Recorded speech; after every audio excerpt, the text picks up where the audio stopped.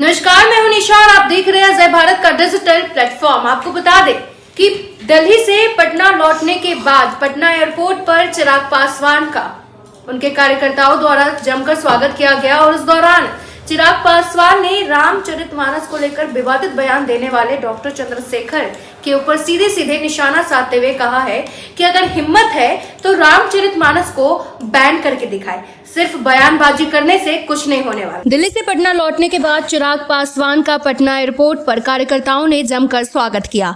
इस दौरान चिराग पासवान ने मीडिया के सवालों का भी जवाब दिया। बिहार के शिक्षा मंत्री प्रोफेसर चंद्रशेखर के विवादित बयान पर चिराग ने कहा कि यदि हिम्मत है तो वे रामचरितमानस को बैन करके दिखाए, सिर्फ बयानबाजी करने से कुछ नहीं होने वाला है। इस तरह के बयान से बंटवारे की राजनीति को साधने की कोशिश हो रही है। वहीं रामचरितमानस पर चंद्रशेखर के बयान पर चिराग पासवान ने कहा कि बिहार के शिक्षा मंत्री प्रोफेसर चंद्रशेखर का यह बयान अशोभनीय है, निंदनीय है और बेहद शर्मनाक है। प्रदेश को एकजुट रखने की जिम्मेदारी जिस व्यक्ति पर है वो बंटवारे की राजनीति कर रहे। चिराग ने कहा कि मुख्यमंत्री नीतीश कुमार से सीख लेकर शिक्षा मंत्री चंद्रशेखर इस तरह का बयान दे रहे हैं। उन्होंने साफ तौर पर ये मांग की है कि यदि शिक्षा मंत्री इसमें हिम्मत है तो वे रामचरितमानस को बैन करके दिखाए। रामचरितमानस के बारे में सिर्फ बयानबाजी करने से कुछ नहीं होने वाला है। इस तरह के बयान से बिहार में बंटवारे की राजनीति को साधने की कोशिश हो रही है। देखिए, मैं धन्यवाद देता हूँ केंद्र सरकार का और विशेष तौर पर केंद्रीय गृह मंत्री अमित शाह जी का कि उन्होंने मेरी चिंता की, मेरी सुरक्षा की, उन्होंने चिंता की और जो ये सुरक्षा मुहैया कराई गई है उसके लिए दिल से धन्यवाद करता हूं। चिराग जी, आपको भी ऐसा लगता है कि आपके ऊपर कुछ खतरा था क्योंकि आईबी की रिपोर्ट के बाद ये सुरक्षा मिली है?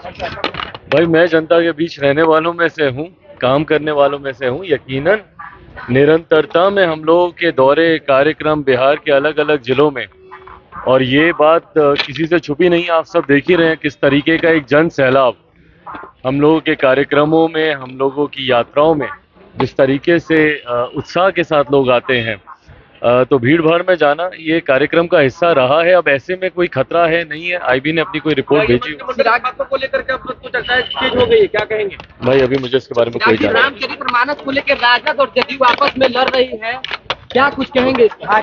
सबसे पहले तो मैं पुनः दोहराता हूँ कि जो ये बयान दिया गया शिक्षा मंत्री के द्वारा, इससे ज्यादा अशोभनीय, निंदनीय और शर्मनाक और कोई बात नहीं हो सकती। एक प्रदेश का शिक्षा मंत्री की ये जिम्मेदारी है कि वो प्रदेश को एकजुट रखने का काम करें।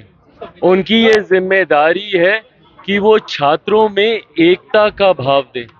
ऐसे में अगर प्रदेश के शिक्षा मंत्री ही बंटवारे की राजनीति करने लगे तो उस प्रदेश के हालात क्या होंगे। पर शिक्षा मंत्री भी उसी नेता से सीख रहे हैं जिन नेता ने हमेशा से बंटवारे की राजनीति कर कर ही सत्ता हासिल की है। प्रदेश के मुख्यमंत्री नीतीश कुमार जी को अगर आप देखें, निरंतरता में उन्होंने दलित महादलित करके, पिछड़ा अति पिछड़ा करके, कभी अगड़ा, कभी पिछड़ा, कभी हिंदू, कभी मुस्लिम, कभी लव, कभी कुश, कभी कोरी, कभी कुर्मी और कभी महिला और कभी पुरुष, पुरुषों को लेकर जिस तरीके से मुख्यमंत्री जी का बयान रहा है हाल फिलहाल के दिनों में, उन्हीं से ही सीख लेते हुए शिक्षा मंत्री जब इस तरीके का बयान देते हैं, मैं चुनौती देता हूं भैया, अगर हिम्मत है भैया, ये गीदड़ भक्ति आप किसको दे रहे हैं भाई? अगर आप में हिम्मत है तो आप बैन करके दिखाएं ना रामचरितमानस को। आप तो प्रदेश के शिक्षा मंत्री हैं। अगर आप सही में मानते हैं कि ये इतना खराब ग्रंथ है तो आप इसको बैन करके दिखाइए। आपके से बोलने से नहीं कुछ होने वाला ना। हिम्मत है तो आप करके दिखाइए, पर आप में हिम्मत नहीं है, आप करेंगे नहीं।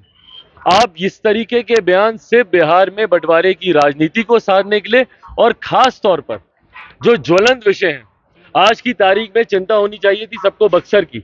क्या समाधान निकाला? समाधान यात्रा पे निकले ना मुख्यमंत्री जी, क्या समाधान निकाल दिया इन्होंने बक्सर का? क्या वहां का समझौता हो गया, समाधान हो गया?